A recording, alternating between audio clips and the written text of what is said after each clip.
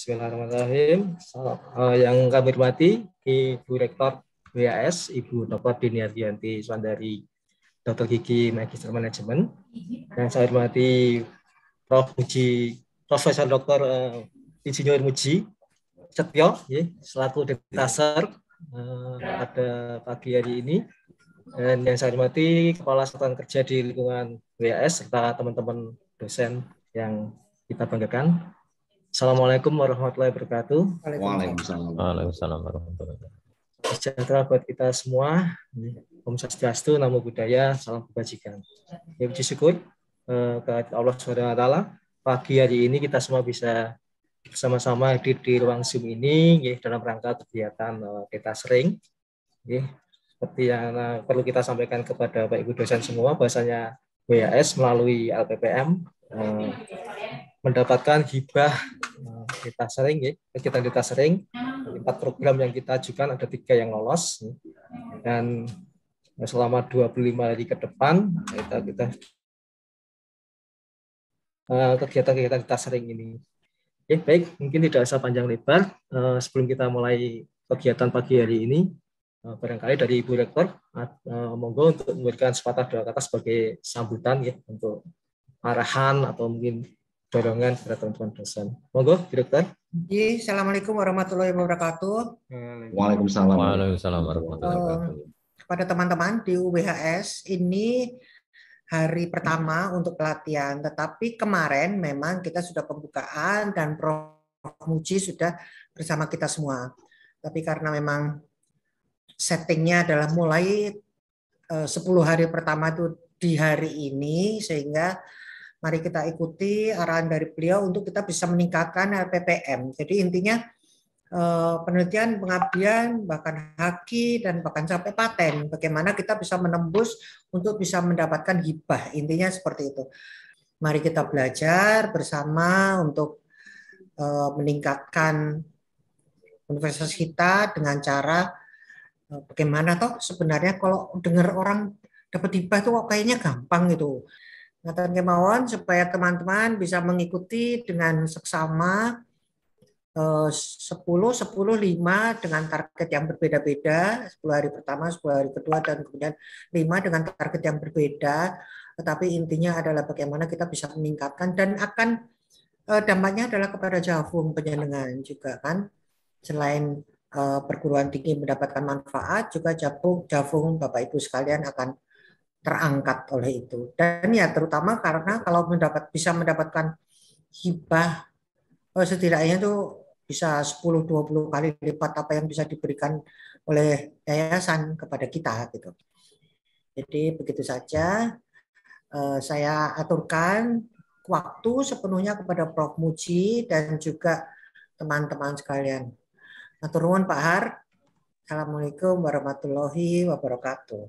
Waalaikumsalam warahmatullahi wabarakatuh. Matur suwun Bu Dini untuk arahan dan dorongannya. Jadi selama 10 hari ke depan memang teman-teman dosen harapannya bisa join terus ya, supaya nanti bisa mendapatkan paparan bagaimana menyusun proposal penelitian yang bisa lolos hibah, termasuk mungkin penghitungan TKT itu biasanya Pak, yang mungkin bingung ini Prof.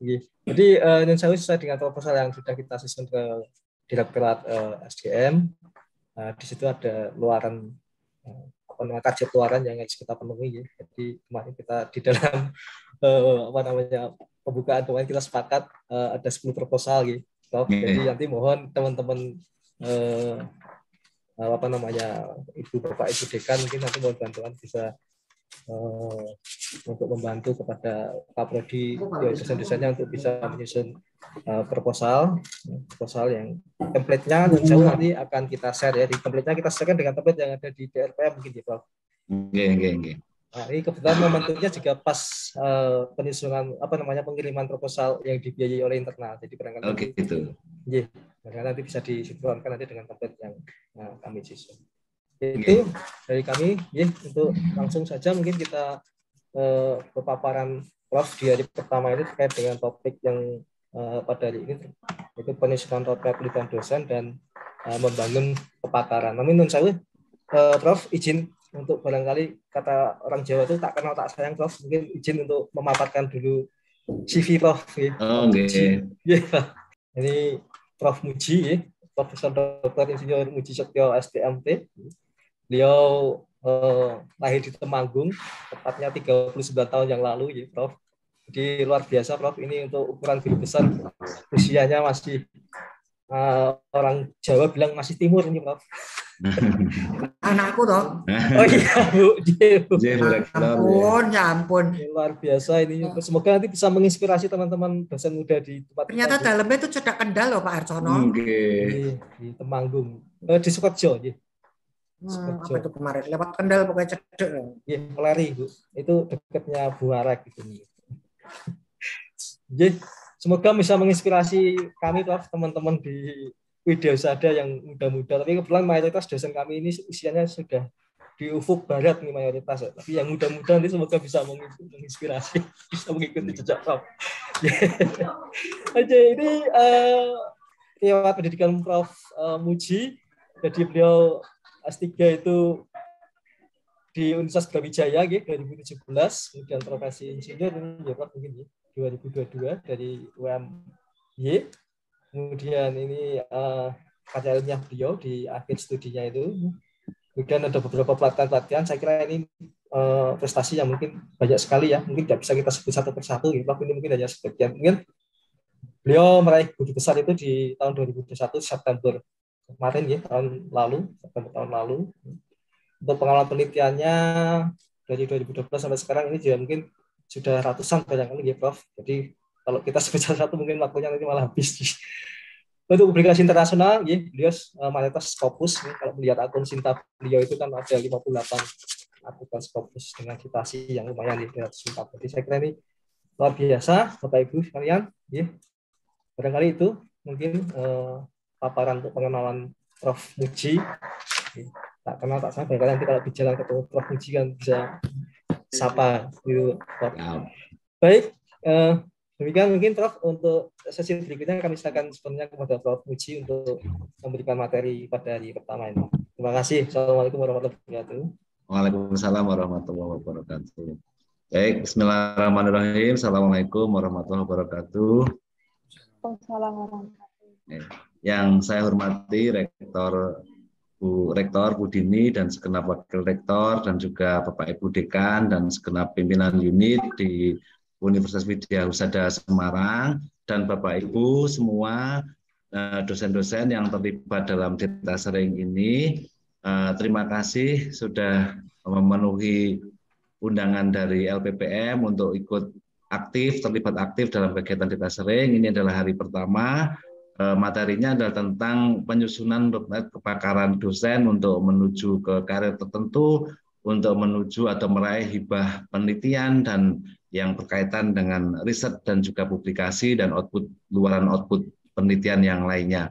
Bapak dan Ibu semuanya, karena ini adalah data sharing, ya, bukan workshop, maka nanti tugas kami setiap hari adalah untuk memberikan materi, kemudian setelah itu nanti akan kami berikan semacam formulir untuk Bapak Ibu kerjakan secara mandiri. Kami paham karena ini sedang banyak pekerjaan, kemudian juga berbarengan dengan visitasi akreditasi dan seterusnya, maka nanti bareng-bareng setelah nanti kami akan presentasi tentang apa itu karir dosen berbasis riset, apa itu luaran penelitian, bagaimana meraihnya, nanti kami ada formulir mutu namanya yang silakan nanti secara bentuk atau secara susunan disesuaikan dengan di Universitas Widyasada Semarang, nanti akan saya berikan kepada Pak Harsono, kemudian Pak Harsono bisa memberikan kepada Bapak Ibu semuanya untuk diisi, karena targetnya itu dulu. Nah, tadi Bu Rektor ngendiko universitas ini kepingin untuk bisa meraih hibah penelitian di RTPM, padahal sebenarnya itu tidak sulit. Mengapa tidak sulit? Hibah penelitian di RTPM itu secara default adalah diterima. Logikanya bagaimana? Mereka kan mengundang kita, mengundang dosen untuk mengusulkan proposal. Berarti ketika mengundang secara default diterima. Nah, sayangnya beberapa usulan itu tidak sesuai dengan kriteria untuk diterima. Sehingga bukan ditolak sebenarnya, tetapi dikembalikan dulu. supaya diperbaiki dan diajukan di tahun berikutnya. Jadi penolakan itu bukan ditolak, itu ada catatannya, dikembalikan dulu supaya lebih tertib administrasi dan nanti dikembalikan lagi ke DRPM untuk dibiayai. Jadi sekarang posisi kita harus pada posisi optimis, semua gagasan Bapak Ibu, semua proposal Bapak Ibu itu sedang dalam waiting room. Nah, apa yang harus kita lakukan di waiting room itu ya sisiran, ya pakai lipstick apapun biar cantik. Nanti begitu dibuka, reviewernya senang dan langsung dipersilakan masuk untuk di jalur accepted itu. Nah, Bapak Ibu semuanya, saya mohon izin untuk share screen dulu. Apa yang harus ada di dalam sebuah penelitian kompetitif nasional, terutama yang di RTPM itu, ini contohnya adalah di bagian pendahuluan itu mencantumkan keterkaitan topik penelitian yang Bapak Ibu usulkan dengan RIRN ketika itu adalah proposal kompetitif nasional PDP gitu, atau keterkaitannya dengan renstra penelitian di Universitas Widya Husada kalau itu adalah desentralisasi. Nah, monggo nanti lihat apa namanya klaster penelitiannya Madya, itu berarti sudah boleh mengusulkan desentralisasi. Tetapi kalau saya boleh mengusulkan, nanti semua dosen yang belum pernah mendapatkan hibah di RTPM diwajibkan untuk mengusulkan atau mengusulkan satu proposal penelitian, minimal proposal penelitian dosen pemula. Sehingga yang di sini bukan lagi ke Renstra UWSG, tetap Universitas Widya Husada ya UWHS, tetapi ini adalah keterkaitan topik penelitian dengan RIRN. Nanti apa itu RIRN akan kita share ke Bapak Ibu semuanya. Yang berikutnya, tinjauan pustaka itu mestinya berisi tentang capaian riset terkini. Tapi kadang-kadang kami melihatnya di tinjauan pustaka itu masih ada definisi-definisi, padahal itu tidak diperlukan. Yang diperlukan adalah cerita, untaian cerita dari riset lama ke riset terbaru di bidang Bapak Ibu, lalu untuk menghasilkan satu konsep berpikir atau hipotesis. Nah, di dalam bab 2 itu juga harus ada yang namanya ini rekam jejak dan roadmap penelitian. Bisa dilanjut nggih? Jadi hari ini kita akan mulai bagaimana kita semua yang ada dalam ruang ini atau yang mungkin belum berkesempatan hadir tetapi harus ikut dalam gerbong perubahan di Universitas Widya Husada adalah menyiapkan roadmap kepakaran atau roadmap keilmuan. Sekarang akan meneliti apa, tahun depan akan meneliti apa, terus sampai dengan misalnya 2030 itu akan menjadi pakar di bidang apa. Nah, ini kuncinya untuk bisa meraih sukses di hibah di RTPM, untuk bisa merencanakan karir dengan baik, supaya jabatan fungsionalnya juga bisa meningkat setiap 2 tahun. Itu adalah kuncinya ada di career planning, dan itu erat hubungannya dengan perolehan riset-riset yang Bapak Ibu lakukan. Baik, saya ganti dulu slide-nya. Saya akan mencoba ke sini. Pak Har, apakah sudah bisa ditangkap layar saya, Pak Har?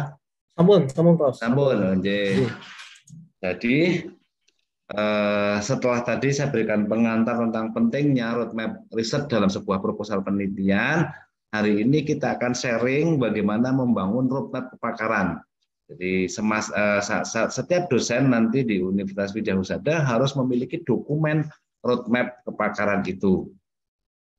Contohnya ini yang pernah saya buat, paling tidak seperti ini, bahwa dibuat dalam bentuk grafik X dan Z, yang kemudian ini yang diagonal itu adalah tahun.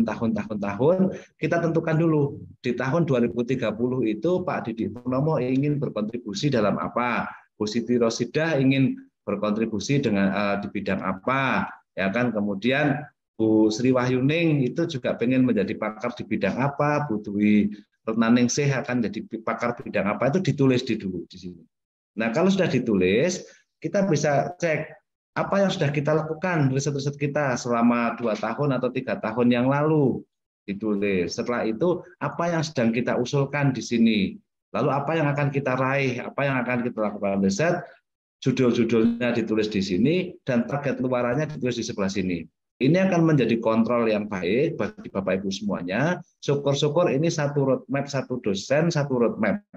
Ini di print, ditempelkan di kamar itu, di apa yang bangun tidur langsung lihat ini gitu, atau di ruang kerja kantor atau di meja diselipkan di bawah kaca gitu, begitu duduk langsung lihat ini. Nah, ini penting sebagai apa namanya bentuk akuntabilitas keilmuan atau identitas keilmuan kita.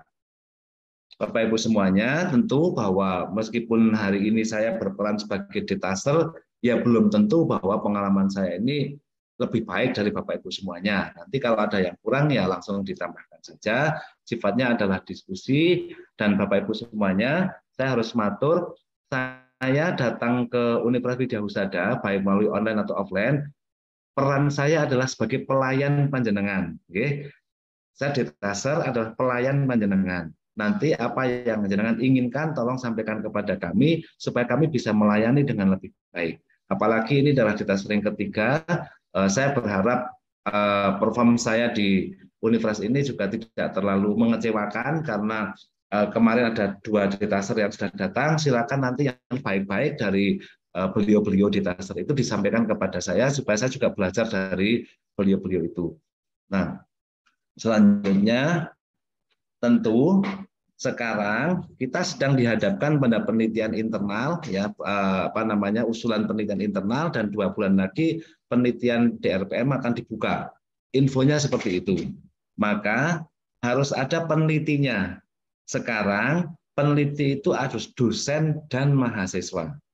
Jadi dalam penelitian internal pun atau penelitian di DRPM itu harus jelas dosennya siapa, mahasiswa yang dilibatkan dalam riset ini siapa. Ini dalam konteks langsung ke MBKM juga. Jadi mahasiswa nanti syukur-syukur nanti sudah punya pusat studi, sehingga mahasiswa terlibat dalam pusat studi itu sebagai peneliti, rekan peneliti kita. Lalu setelah kita tersedia penelitinya, mahasiswanya ada di Universitas Widya Husada banyak, lalu gagasan substansi penelitiannya itu apa? Maka ini harus diatur oleh LPPM melalui Renstra Penelitian Universitas.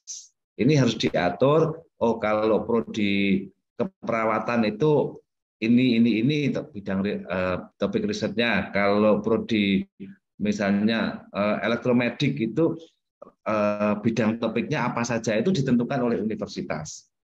Namanya bidang unggulan. Setelah itu universitas menyediakan sarana prasarana riset ya, dalam bentuk laboratorium atau kerjasama dengan universitas yang lain. Setelah itu semua dosen harus mengerti tentang proses penelitian. Semua penelitian apapun itu harus melalui proses pengusulan, review, pelaksanaan, kemudian pelaporan dan tindak lanjut. Lalu semua dosen juga saya yakin sudah menguasai metode penelitian. Kemudian ada biaya penelitian yang disediakan oleh LPPM, oleh universitas. Lalu penelitian itu juga dikelola dengan baik oleh universitas. Maka input ini terpenuhi, baru proses aktivitas riset itu baru dijalankan. Aktivitas riset dijalankan, sekali lagi penelitinya adalah dosen plus mahasiswa. Jadi sekarang sudah tidak bisa lagi meneliti hanya 2 dosen, harus ada mahasiswa yang terlibat, apakah itu dalam pemenuhan capaian pembelajaran mata kuliah tertentu, atau itu langsung embedded dengan tugas akhir. Setelah itu akan didapatkan output atau luaran. Luarannya paling umum itu adalah artikel, kemudian paten atau KI non paten, buku ajar, monograf, buku referensi, book chapter, prototype light industry, teknologi tepat guna, naskah kebijakan, dan lain sebagainya. Nah, ini kita fokus dalam detasering ini adalah bagaimana kita mengelola, membuat proposal riset yang baik, supaya nanti outputnya menghasilkan artikel dan paten atau KI non paten lainnya.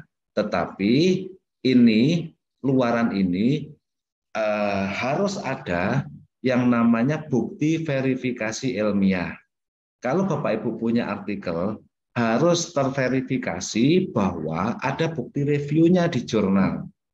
Selain memiliki substansinya, luaran atau bobot luarannya. Nah, bobot luaran itu nanti bisa dilevelkan dari level internasional bereputasi, internasional biasa, terakreditasi di peringkat 1 sampai 6 sampai dengan tidak terakreditasi. Tetapi yang paling penting bahwa artikel-artikel yang Bapak Ibu hasilkan nanti itu harus ada bukti verifikasi ilmiah. Tujuannya apa? Supaya bisa digunakan untuk kenaikan jabatan fungsional. Karena artikel terbit saja itu bisa digunakan untuk laporan BKD, tetapi kalau digunakan untuk jabatan fungsional itu harus ada bukti verifikasi ilmiahnya, bukti review. Nah, berarti kalau besok kita menulis artikel, kita harus tahu betul jurnal yang kita tuju apakah itu peer review jurnal atau tidak. Ketika tidak peer review jurnal, maka kita harus mencari yang lain, memastikan bahwa artikel terbaik kita itu disubmit pada tempat yang terbaik. Apa itu tempat terbaik? Adalah jurnal ilmiah yang melakukan peer review proses dan taat terhadap etika publikasi. Setelah itu, maka kita akan mendapatkan outcome. Nah, outcome-nya itu yang diharapkan sekarang adalah produk inovasi, yaitu invensi, temuan-temuan riset yang kemungkinan bisa dikomersialisasikan. Maka berubahlah beberapa skema riset dari yang dulu hanya riset dasar, riset terapan, kemudian sekarang berubah, ada matching fund, kemudian risk-pro LPDP yang berbasis output atau hilirisasi atau komersialisasi produk riset. Ini di sini. Tetapi kan kita tidak mudah, ya sudah ngajarnya banyak, jadi pejabat struktural, ya harus aktif data sering, kemudian mengurusi yang lainnya, tiba-tiba diminta untuk produk inovasi. Ya bisa, tetapi ini sulit. Tapi ini kalau kita buat roadmap jangka panjang, memungkinkan. Nah, outcome-nya kalau kita adalah punya artikel, maka dapat citasi. Ini adalah sebagai outcome. Semakin banyak citasi yang kita harvest, kita panen dari artikel kita, berarti artikel kita itu memiliki substansi luaran yang berbobot karena memberikan petunjuk untuk riset lanjutan. Lalu kita juga akan direkognisi setelah artikel kita itu bagus, disitasi dan terbit di jurnal-jurnal yang bagus, kita akan direkognisi menjadi reviewer, direkognisi menjadi editor jurnal. Nah, disitulah ini juga merupakan kriteria-kriteria yang diperhitungkan dalam pemeringkatan institusi, akreditasi dan sebagainya. Kan itu ada itu kalau di akreditasi juga dihitung, ada butir yang menghitung berapa rekognisi dosen, jumlah dosen yang terlibat dalam reviewer di jurnal terakreditasi, editor dan sebagainya. Citasi juga dihitung, produk inovasi juga dihitung. Lalu hasil penelitian itu juga bisa diabdikan. Nah, tetapi dua yang bawah ini penting, bahwa kita artikel-artikel kita atau luaran output kita itu akan menjadi peningkatan kinerja universitas, akreditasinya menjadi baik sekali atau unggul, kemudian capaian pembelajaran lulusan. Ini yang tadi saya maksudkan, bahwa ketika dosen itu melibatkan mahasiswa secara langsung dalam penelitiannya, maka apabila itu langsung diakui sebagai tugas akhir, maka ada capaian pembelajaran lulusan riset itu terpenuhi dari riset dosen. Atau ketika hasil penelitian dosen itu nanti ditulis dalam buku ajar, dan buku ajarnya itu digunakan untuk mengajar, maka akan meningkatkan capaian pembelajaran lulusan juga. Dan akhir-akhirnya ketika kita melakukan ini dengan benar adalah jenjang karir dosen. Nah, ini terakhir. Kalau kita melakukannya dengan benar, sebenarnya jenjang karir dosen itu akan mengikuti. Tetapi teori ini sudah disampaikan ratusan kali oleh hampir semua orang mengatakan ini. Nah, saya menawarkannya sedikit berbeda, Pak Arsono. Karena kalau ini ideal, kita bagus di sini nanti jenjang karir dosen akan mengikuti, iya. Tapi itu teoritik sekali.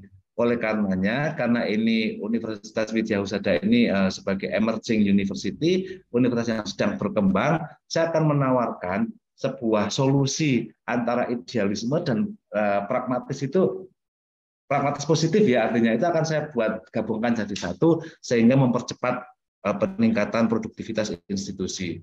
Apa yang harus dilakukan? Logikanya harus dibalik, Bu Rektor, Pak Har, dan Bu Ambar, dan Bapak Ibu semuanya. Logikanya harus dibalik, dosen harus sadar angka. Tulis saja di dalam di Biro SDM di Universitas Widya Husada ini, Pak Arsono itu lektor berapa akan jadi lektor kepala kapan, guru besarnya kapan, Bu Ambar sekarang posisinya apa, akan jadi lektor kepala kapan, guru besar kapan, Bu siapa lagi, Bu Pak siapa lagi, ditulis seperti ini. Ya. Ini dalam perencanaan karir di Biro SDM atau di wakil rektor bidang SDM yang membidangi ini. Setelah itu di anatomi butuh apa, berapa, kapan dipenuhi, bagaimana caranya. Misalnya dosen A sekarang asisten ahli atau asisten ahlinya diperoleh di 2021, kemudian oke, kami ingin lektor kepala di 2025. Maka butuh apa? Berapa yang dibutuhkan? Kapan dipenuhi dan bagaimana caranya? 4 hal ini menjadi motivasi bersama kita ya, dibalik yang dulu sing penting menghasilkan karya nanti karya mengikuti, sekarang dibalik, ditarget kapan akan menjadi lektor kepala, kapan akan menjadi guru besar, butuh apa, berapa, kapan dipenuhi dan bagaimana caranya. Lalu semuanya harus ada angka, mengerti POPAK, dilihat baik ini apa, di bagian A itu tidak hanya mengajar saja, tetapi juga membimbing seminar, ada membimbing KKN, membimbing dan ikut membimbing menghasilkan skripsi, kemudian menghasilkan karya ilmiah dan seterusnya. Itu semuanya harus paham ini. Lalu yang berikutnya bagi Bapak Ibu atau kita semua termasuk saya, kita harus menghitung ulang sebenarnya beban kerja kita di kampus itu seperti apa. Kalau kita coba asumsikan jumlah pertemuan per semester itu 16 minggu per semester, itu termasuk teaching, kemudian membimbing student centered learning dan juga evaluatingnya, maka 2 semester dalam 1 tahun itu kan 32 minggu. Oke. Padahal jam dosen sebagai pegawai ya menurut peraturan itu kan 40 jam per minggu, itu akan setara dengan kalau minggu efektif dalam setahunnya itu 48, harusnya kan 52. Libur hari raya, libur macam itu kalau kita kumpulkan dalam 4 minggu maka dapatnya 48 minggu. Maka total jam kerja kita dalam 1 tahun itu adalah 1920 jam. Saya, Pak Harsono, Bu Ambar, Pak Didi, Bu Galih, Bu Rektor, siapapun yang ada di kampus sesuai peraturan itu memiliki tanggungan bekerja 1920 jam per tahun. Nah, jika 1 SKS itu 170 menit per minggu kali 16 minggu, itu maka beban dosen, maaf ini bukan MKL ya, tapi harusnya ini Widya Husada, itu setara dengan 42 SKS per tahun. Sedangkan 42 kan setara dengan 14 SKS untuk semester dasar, 14 SKS untuk semester genap, dan masih ada sisa 14 lagi. Itulah mengapa di dalam borang akreditasi itu ketika rata-rata beban kerja dosen 14 SKS itu nilainya tinggi ya, menghitungnya dari sini. Karena 16 minggu bekerja kali 40 jam per minggu itu kalau dihitung adalah 14 SKS. Nah, tetapi kan kita masih punya waktu 14 sisanya, karena 14 tambah 14 itu 28, itu baru setara dengan 32 minggu. Jadi kita masih punya 14 sisanya lagi, masih punya sisa lagi lah 16 pertemuan lagi. Nah, oke, dari sini kita semua membuka diri bahwa oh iya ya, ternyata kalau 2 semester kita melakukan kinerja pendidikan itu, pengajaran itu berarti tidak 1 tahun gitu, tetapi itu adalah 16 minggu. Ya, mungkin ya masih ada tambahan lagi, misalnya merencanakan pembelajaran, kemudian telat mengumpulkan nilai itu tambah, anggap saja itu 1 minggu, 2 minggu. Tapi setidaknya kita masih punya 14 minggu untuk kita bisa melaksanakan ini. Kalau Bapak Ibu kuat bekerja lebih dari 40 jam per minggu, berarti potensinya lebih besar lagi. Nah, itu yang harus kita ambil. Kalau hari Sabtu kita bekerja, berarti potensi kita itu sebenarnya luar biasa. Lebih besar dari yang diharapkan dari jam kerja ini. Lalu kita juga harus sadar angka, dosen itu misalnya kita sekarang S2 dan jabatan fungsionalnya A atau B atau C, apa maksudnya asisten ahli atau lektor kepala, kita harus lihat di sini. Semester ini kita harus apa, mengembangkan program kuliah misalnya, kemudian di butir B-nya menulis buku, di butir C-nya apa, di butir D-nya itu apa, dan semuanya harus direncanakan. Kalau tidak direncanakan, ya hasilnya ya end to A gitu, end to A. Lalu kalau kita berpikir kalau kita ngajar 2 SKS itu dapat angka kreditnya berapa sih gitu. Kita semua pasti akan tahu ya 2 SKS ya dapatnya 2 angka kredit sesuai dengan PO PAK. Enggak mau kalau saya. Ternyata kita dapat SK rektor mengajar dari Bu Dini 2 SKS itu, kalau kita jeli Bapak Ibu semuanya, maka kita bisa mengembangkan mata kuliah atau metode pembelajaran itu dapat 2 angka kredit. Baru belum kuliah ini mengembangkan pembelajarannya. Bukan RPS loh ya, tetapi kita ingin mata kuliah ini awalnya begini dan dievaluasi tahun lalu capaiannya seperti apa, lalu kita ingin kembangkan lagi mata kuliah ini dengan cara ini, itu ada dokumennya ditandatangani oleh ketua program studi atau dekan, itu sudah 2 angka kredit. Lalu memberikan layanan pengajaran 16 kali 2 angka kredit, berarti kan 4 angka kredit. Oh, dibuat aja buku ajarnya, dapat 20 angka kredit. Berarti 24 angka kredit. Lalu dari buku ajar itu membuat tutorial atau modul atau diktat. Boleh seperti ini ya. Jadi kita satu bab itu kita ajarkan secara online seperti ini, tapi bukan rekaman mengajar, tapi kita membuat tutorial online-nya, elektroniknya itu 5 angka kredit. Berarti sudah 2 tambah 2, 4 tambah 20, 24 tambah 5, 29. Teman kita ya yang ketika kita nulis buku ajar kan yang jadi editor teman kita. Teman kita itu dapat 10 angka kredit. Jadi secara pribadi dosen yang ngajar ini dapat 29 angka kredit, dan teman kita satu fakultas yang mengajar yang menjadi editor itu 10 angka kredit. Jadi secara total institusi itu mendapatkan 39 angka kredit. Nah, gampang toh kayak gini, dan belum pernah terpikirkan kemarin-kemarin. Oh iya, ternyata bisa. Nah, contohnya begini. Nah, mengajar 2 SKS membuat buku ajarnya. Nah, setiap buku ajar itu kita buat video pembelajarannya. Nah, dalam bentuk YouTube atau dalam bentuk elektronik apapun yang itu bisa diakses mahasiswa. Itu 1 semester 1 video itu 5 angka kredit. Bahkan kalau metode pembelajaran yang baik itu menurut sekarang di aturan akreditasi itu kan ada online offline dan ada materi yang secara online bisa dibuka kembali oleh mahasiswa sebagai sumber belajar. Oleh karena itu nanti dosen itu juga harus seperti ini. Bahkan misalnya rekaman pembelajarannya ini atau bukan rekaman pembelajaran, tetapi video tutorial pembelajaran itu dihak ciptakan, Bapak Ibu juga mendapatkan angka kredit dari hak cipta ini video atau tutorial secara elektronik itu. Ada angka kreditnya juga, tetapi tidak boleh klaim double, harus salah satu. Nah, ini sebagai penyemangat saja. Yang tadi idealisme saya sampaikan, nah sekarang cara untuk mencapai ideal itu atau metodenya itu yang saya sebutkan dengan pragmatis positif itu di sini. Jadi bukan ngawur, tetapi idealismenya kita tetapkan dulu di atas tadi gambar itu, lalu kita sekarang bagaimana metode atau cara mencapai tujuan itu. Tujuannya harus fit, metodenya yang harus fleksibel, apapun boleh, yang penting positif dan benar.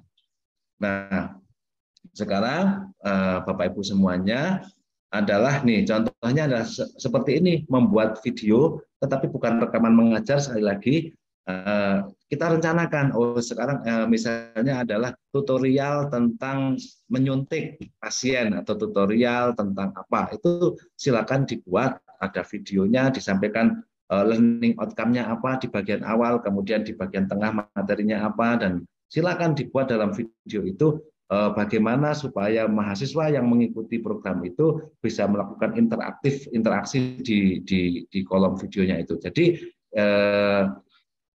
kalau itu di YouTube ya berarti nanti ada mahasiswa itu diberikan ruang untuk berdiskusi sehingga kita bisa menanggapi kapanpun mahasiswa punya masalah atau bertanya, kita tanggapi. Nah, ini juga melatih mahasiswa untuk bisa berkomentar, usul di ruang publik secara santun.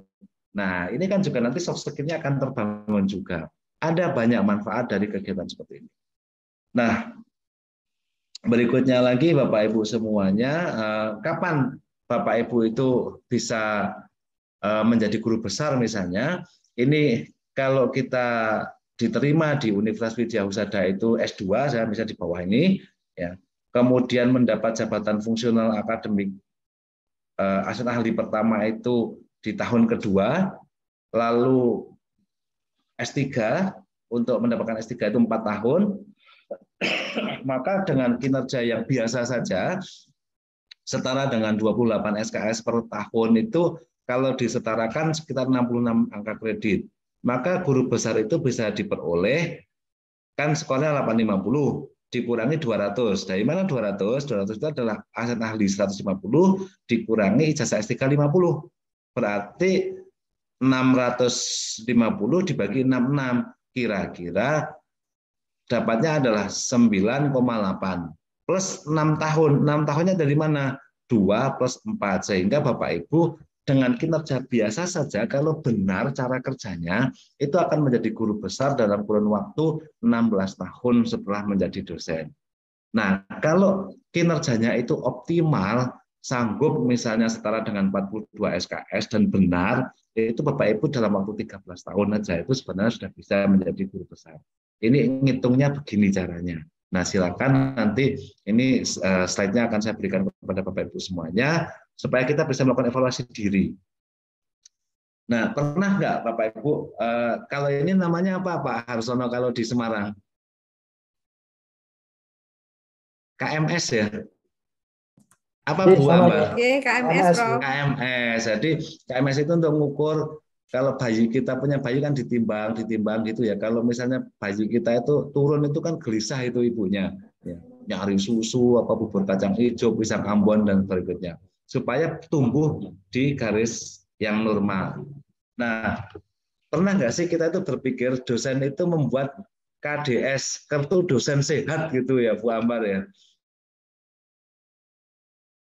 yang akan mengukur ketercapaian ini masa kerja, kemudian yang ke atas itu adalah jabatan fungsional. Nah, Biro SDM atau wakil rektor yang membidangi itu memantau benar nggak sih ini Bu Ambar ini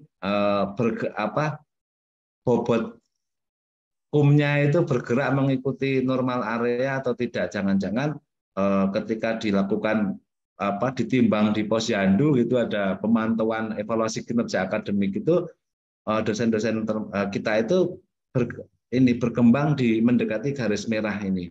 Nah, kalau ini yang dilakukan maka harus ada pumping ya dalam bentuk pemberian bubur kacang hijau atau susu atau apa, berarti itu harus diberikan proyek-proyek penelitian yang banyak supaya luarannya banyak, lalu ini akan meningkatkan di sini. Nah, konteksnya adalah ini. Garisnya ini boleh nanti dibuat rentangnya lebih lebar atau lebih ciut, silakan nanti masing-masing universitas bisa mengembangkan sendiri, tetapi konteksnya adalah bagaimana kita secara bersama-sama menjaga supaya kita berkembang tidak berada di bawah garis merah ini. Nah, alternatifnya bagaimana? Alternatifnya adalah kita ini dosen itu sekarang tidak bisa bekerja sendiri-sendiri, tetapi harus berkembang bersama. Jadi dosen sebidang ilmu, ya, kepakaran atau sebidang kepakaran itu menulis artikelnya itu secara saling bergantian menjadi first author dan juga corresponding authors. Misalnya dosen A, ini Bu Ambar, kemudian dosen B-nya adalah Pak Harsono. Dan Bu Ambar dan Pak Harsono ini memiliki bidang keilmuan yang sama, maka menulis artikelnya bersama. Maka di artikel pertama, dosen A sebagai first author dan dosen B sebagai corresponding authors. Lalu di artikel kedua, dosen A sebagai correspondingnya dan dosen B sebagai first author-nya. Maka dosen A dan dosen B dalam dua artikel itu memiliki punya track record sebagai first author dan corresponding authors. Gampang kan? Nah, lalu yang kedua, kita bisa membimbing kegiatan saintifik mahasiswa secara bersungguh-sungguh sampai menghasilkan luaran akademik artikel yang baik. Mahasiswa sebagai first author dan dosen sebagai corresponding author. Lalu kita juga bisa menulis monograf, ya, penelitian-penelitian lama yang belum pernah kita publikasikan itu kita tulis dalam bentuk monograf. Ini juga angka kreditnya tinggi 20. Nah, kalau buku referensi juga sangat memungkinkan. Nah, ini contohnya praktek baik saya dengan Pak Budi ini selalu bergantian. Siapa menjadi corresponding, siapa jadi first author. Dua-duanya juga akan mendapatkan manfaatnya. Nah, lalu setelah itu Bapak Ibu jangan lupa kita di Jago ya. Klaim saja hari pertama setelah kita mendapatkan jabatan fungsional baru itu langsung klaim aja, ditingkatkan supaya kita diberitahu oh butuh berapa ya, di bidang apa saja, kapan harus dipenuhi itu kita tahu. Jadi nanti siang setelah acara ini saya tutup, Bapak Ibu semuanya wajib untuk masuk ke Jago dan klik ajuan di jabatan fungsional berikutnya. Oke, begitu.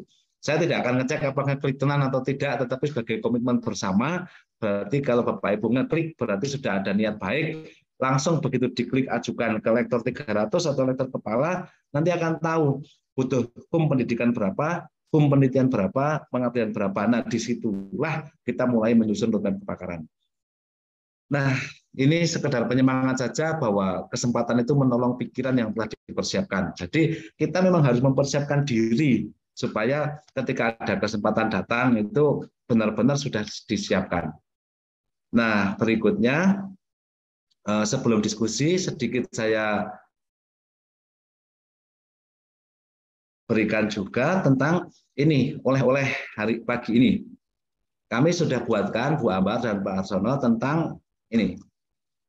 Namanya roadmap penelitian dan pengabdian dosen. Oke, nanti di sini diisi nama dosen, bidang kepakarannya apa, rentang tahun, misalnya 2022, 2027. Silakan nanti diatur mau 5 tahun atau 10 tahun, monggo. Tidak ada yang lebih benar dari itu semua. Yang penting ada. Nah, setelah itu isi Bapak Ibu dari program studi apa, fakultasnya apa, universitas, maaf ini salah ketik, Widya Husada Semarang. Lalu setelah ini Bapak Ibu harus mengisi nama NIDN, pangkat golongan, program studi, fakultas, Sinta ID, harus ada Scholar ID, harus ada Scopus ID kalau yang sudah ada, Pablons ID, kalau ini semuanya pasti bisa membuatnya, dan ORCID semuanya harus membuat. Peneliti itu harus punya ORCID. Nah, dengan cara seperti ini, maka semua dosen nanti di Universitas Widya Husada akan lengkap. ORCID-nya lengkap, Pablons ID-nya lengkap, Sinta ID-nya. Lalu bagian biodata ini tidak ada masalah. Lalu di bagian kedua adalah rekam jejak dosen selama 5 tahun terakhir, berarti 2018 sampai 2022. Ini pendidikannya apa saja, S1 atau D3, S1, S2, S3, tulis. Setelah itu pengalaman ngajar. Bapak Ibu itu ngajarnya mata kuliah apa saja toh selama 5 tahun terakhir ini, apakah mapan atau genta-genti, itu nanti akan terlihat di sini. Tulis saja, pokoknya mata kuliah ini kapan, mata kuliah ini kapan. Apakah sesuai atau tidak, jenengan rasakan sendiri. Misalnya Bu Ambar ini ngajar mata kuliah matematika di semester genap 2020. Nah, ini sesuai nggak sih dengan bidang kepakaran saya? Silakan dicek, evaluasi diri. Apa adanya ditulis yang sesuai dan tidak sesuai. Setelah itu pengalaman penelitian. Misalnya tahun 2019 apa judulnya misalnya efek apa gitu kan. Kemudian tahun 2019 sumber pendanaannya misalnya dari universitas. Kemudian statusnya itu apakah sebagai ketua atau sebagai anggota. Lalu topik kepakarannya itu apa di bidang penelitian ini. Setelah itu pengalaman pengabdiannya ditulis, silakan ditulis seperti tadi. Lalu pengalaman publikasi, ya, judul artikelnya, tahun, diterbitkan siapa, statusnya itu apakah sebagai first author, apakah sebagai corresponding atau sebagai co-author. Lalu artikel ini sesuai dengan topik yang mana atau kepakarannya itu apa gitu. Atau benar hanya Bapak Ibu itu hanya penelitian dalam satu jenis topik kepakaran atau pindah-pindah gitu. Sekarang meneliti tentang maternitas, besok meneliti tentang apalagi. Setelah itu pengalaman publikasi hasil pengabdian. Nah, kalau kita melakukan pengabdian masyarakat itu sesuai nggak sih pengabdian masyarakatnya itu sesuai dengan bidang ilmu kita atau tidak? Lalu berikutnya lagi adalah ada fokus kepakaran dosennya 2022 sampai 2025 misalnya, itu ada keterkaitan antara fokus kepakaran dosen dengan lensa penelitian dan pengabdiannya. Oke, jadi ini ada bidang unggulannya apa di Universitas Widya Husada itu, kemudian tema dan topiknya apa. Ini fokus kepakaran dosen, ini penting ya, yang bagian ketiga ini Bu Ambar, Pak Arsono, dan Bapak Ibu semuanya, keterkaitan antara fokus kepakaran Bapak Ibu dengan lensa penelitian. Sudah kagungan apa dereng ya Bu Ambar? Oh, kalau Rensra ada. Ada, nah berarti kalau ada nanti bisa di-share ke dosen, sehingga dosen akan membuat kepakaran dosen itu sudah diwadahi atau belum di bidang unggulan penelitian di perguruan tinggi. Lalu ini ditulis, setelah itu Bapak Ibu semuanya harus membuat gambar seperti yang tadi saya berikan itu. Template-nya nanti saya kirimkan ke Bu Ambar dan Pak Harsono. Dosen harus menuliskan kapan akan punya kepakaran ini ditulis di situ di PowerPoint, kemudian dimasukkan ke dalam dokumen ini. Nah, setelah itu ini topik penelitiannya, bagian ini berisi topik-topik penelitian yang mendukung roadmap. Tuliskan aja 2023 saya ingin menulis apa, meneliti apa. Lalu di bagian ke-6 target luaran. Ya, harus ditargetkan di sini. Oh, saya ingin punya artikel di jurnal internasional bereputasi, misalnya 2023 1. Lalu 2024 1 lagi, 2025 2. Kemudian artikel di jurnal terakhir Sinta 1 misalnya setiap tahun ingin punya 1. Artikel pada Sinta 3 sampai Sinta 6 misalnya pengen 1 lagi. Nah, ini yang akan membawa kita pada satu tempat yang kita inginkan. Nah, ini sama. Dan yang ketujuh adalah Bapak Ibu harus memiliki rencana integrasi hasil riset ke pembelajaran. Di sini harus ada, oh ya baik, misalnya kami ingin mengintegrasikan hasil riset itu ke dalam buku ajar. Tulis saja. Yang kedua, mungkin ada yang belum siap ke buku ajar, tapi dalam bentuk materi ajar yang akan diberikan di pertemuan ke-8 atau ke-10, atau dalam bentuk yang lain yang itu bisa dinikmati mahasiswa. Contohnya adalah kami ingin misalnya artikel yang Bapak Ibu sudah hasilkan itu akan dibedah di dalam satu kelas. Lalu mahasiswa diminta untuk membuat apresiasi dan kritik ilmiah terhadap artikel yang Bapak Ibu hasilkan. Itu juga sudah merupakan integrasi hasil penelitian ke pembelajaran.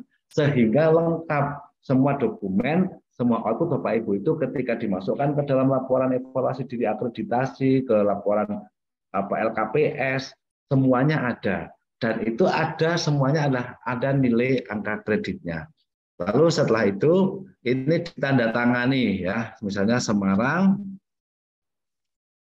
7 September 2022.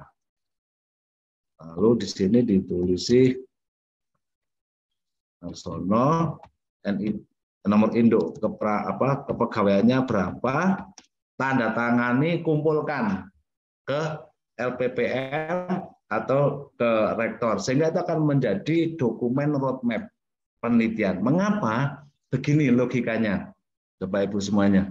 Universitas kita kan punya visi, fakultas punya visi, prodi punya visi. Lah kalau dosennya tidak punya visi, bagaimana cara mewujudkan visi universitas, visi fakultas, dan visi program studi tersebut.